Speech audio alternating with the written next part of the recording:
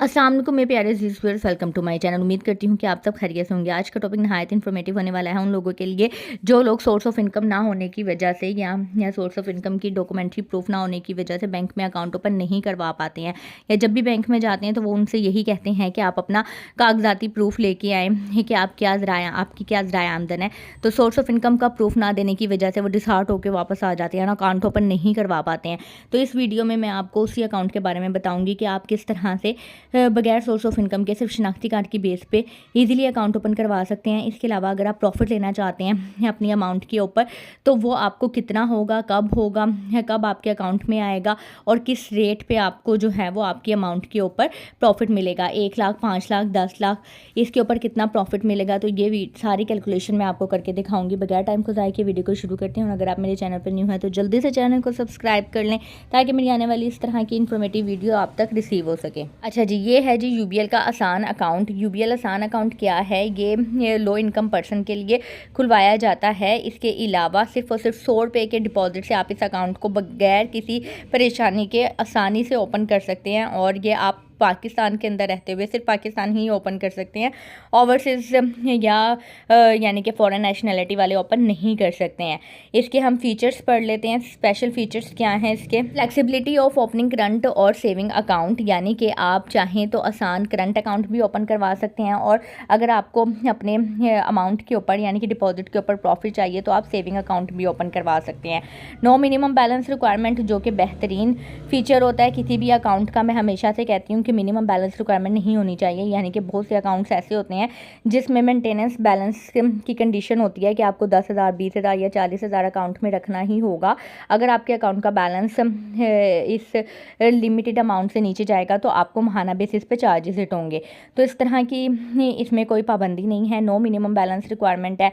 इसके अलावा no fee for debit card issuance, यानी कि आपको डेबिट कार्ड इशुएंस की कोई चार्जेस नहीं होंगे। पहला डेबिट कार्ड आपको फ्री होगा, उसके बाद 1 साल के बाद जो भी एसओसीज के अकॉर्डिंगली चार्जेस होंगे वो आपको हिट होंगे। नेक्स्ट है no service charges for account opening और क्लोजिंग, यानी कि अगर आप अकाउंट ओपन करवाते हैं या क्लोज करवाते हैं, पहले अकाउंट क्लोज करवाने के 200-300 चार्जेस होते थे अकाउंट क्लोजर चार्जेस के नाम से, लेकिन इसके कोई चार्जेस नहीं है, ना अकाउंट ओपन करवाने के चार्जेस हैं और ना ही क्लोज करवाने के। इसके अलावा any of the following documents में be used as proof of identity for opening of Asaan account, यानी कि आसान अकाउंट को ओपन करवाने के लिए सिर्फ और सिर्फ आपको शनाख्ती कार्ड की ज़रूरत होगी। आपके पास CNIC है, SNIC है, स्मार्ट कार्ड है, पाकिस्तान ओरिजिन कार्ड है, अकाउंट ओपन करवा सकते हैं।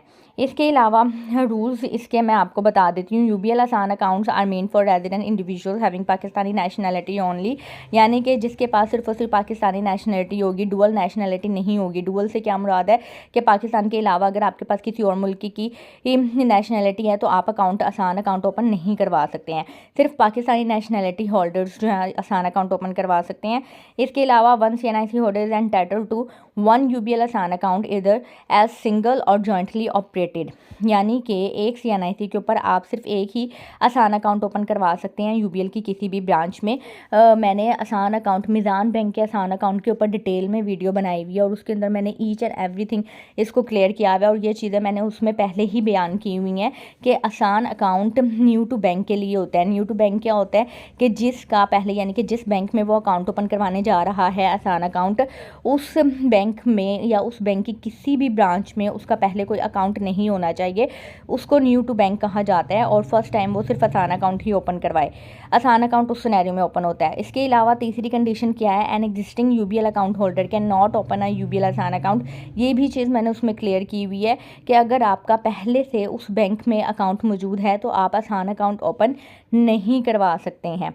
ठीक है। ट्रांजेक्शन लिमिट्स एंड टर्नओवर क्या है? टोटल डेबिट पर मंथ 10 लाख और total credit balance limit 10 lakh, यानी कि आप एक महीने में टोटल 10 लाख तक की ट्रांजैक्शन कर सकते हैं, डेबिट या क्रेडिट।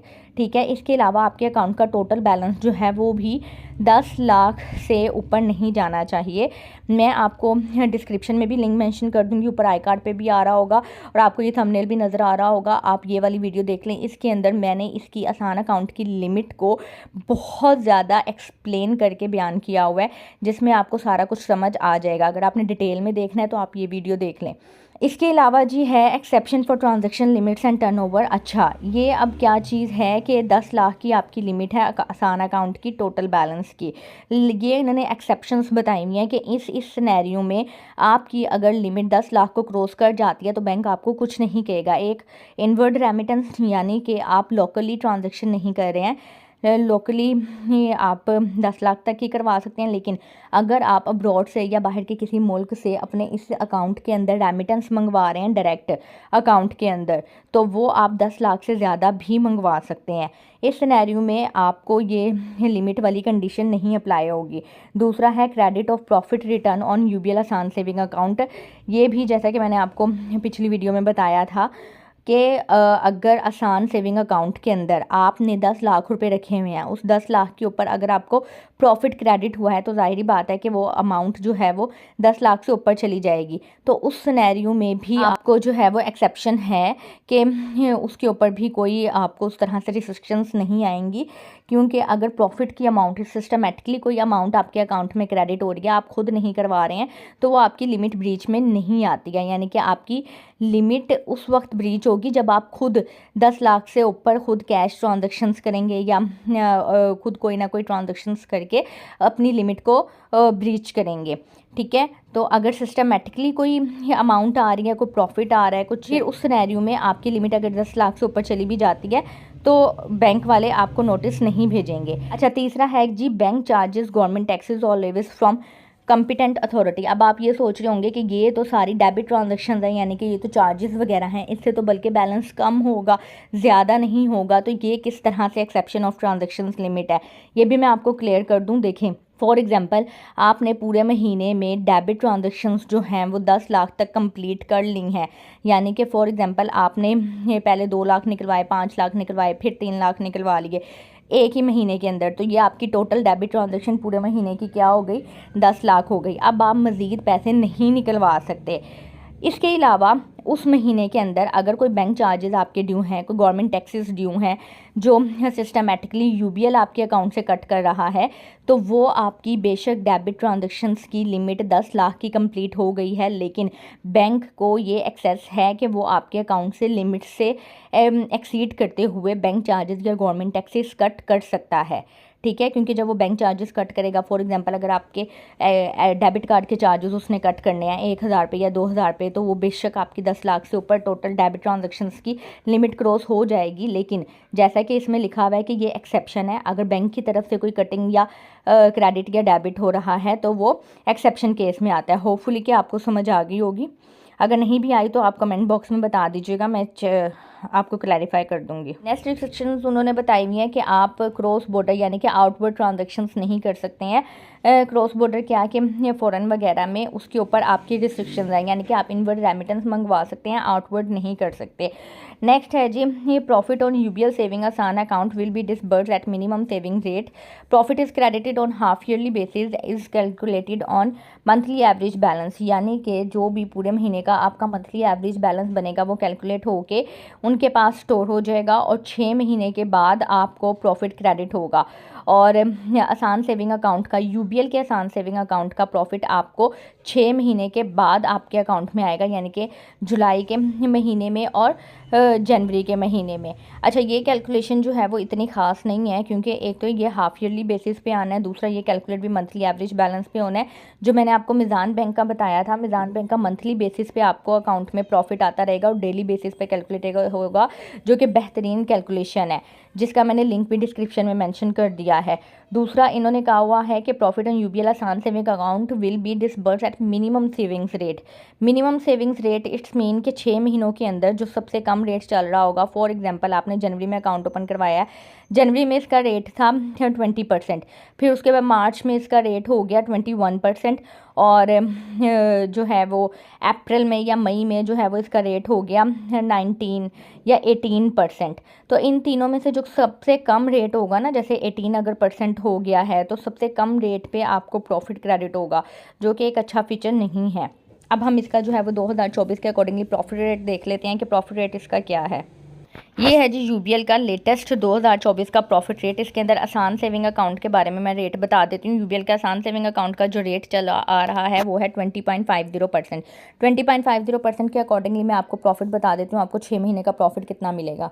अच्छा जी, आपकी फॉर एग्जांपल 1 लाख की इन्वेस्टमेंट है, ठीक है, यानी कि आपने पूरा महीना 1 लाख रुपए रखा हुआ है, तो आपकी मंथली एवरेज भी ऑटोमेटिकली 1 लाख ही निकलेगी। उसका 20.50% अगर हम लेते हैं तो ये आएगा आपके पास 20,500। ये आपका 1 साल का प्रॉफिट है, ठीक है। अब क्योंकि इस अकाउंट में आपको 6 महीने का प्रॉफिट मिलना है, ये 1 साल का है, तो हम इसको डिवाइड कर देंगे 2 से, यानी कि ये हमारे पास आ गया आधे साल का प्रॉफिट, ठीक है। 6 महीनों का प्रॉफिट आ गया और 10,250 जो है ये आपका 6 महीने का प्रॉफिट है। अगर आप फाइलर हैं तो इसमें से 15% लेस करेंगे, अगर आप नॉन फाइलर हैं तो इसमें से 30% लेस करेंगे।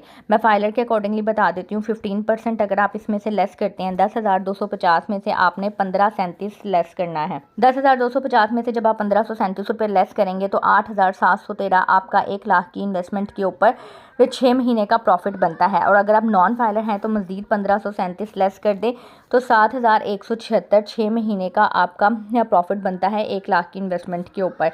इसी तरीके से अगर आप 2 लाख की करते हैं तो सिंपली आपने जो है मैं आपको नॉन फाइलर के अकॉर्डिंगली बता देती हूँ, क्योंकि आसान अकाउंट बेसिकली ज़्यादातर लोग जो हैं वो नॉन फाइलर ही होते हैं। ये अब आपके पास आ गया 6 महीने का प्रॉफिट 7,176। अगर आपने 2 लाख की इन्वेस्टमेंट की हुई है, ठीक है, तो आपने सिंपली इसको 2 से मल्टीप्लाई कर देना है। अगर आपने 5 लाख की इन्वेस्टमेंट की हुई है और 5 लाख बिल्कुल भी आप नहीं निकलवाते हैं, पूरा महीना रखे रहते हैं, तो उसकी एवरेज भी 5 लाख ही निकलेगी। और अगर रेट ऊपर नीचे नहीं होते हैं, 20.50% ही रहता है, तो आपने सिंपली उसको 5 से मल्टीप्लाई कर देना है।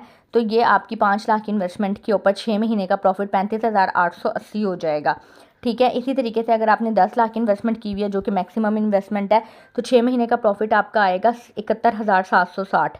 होपफुली आपको समझ आ गई होगी। अगर आपने वीडियो को यहाँ तक देखा है तो चैनल को सब्सक्राइब लाजमी कर दीजिएगा अगर अभी तक नहीं किया है तो। अपना ख्याल रखिएगा, दुआ में याद रखिएगा। मुझे इजाज़त दें, अल्लाह हाफिज़।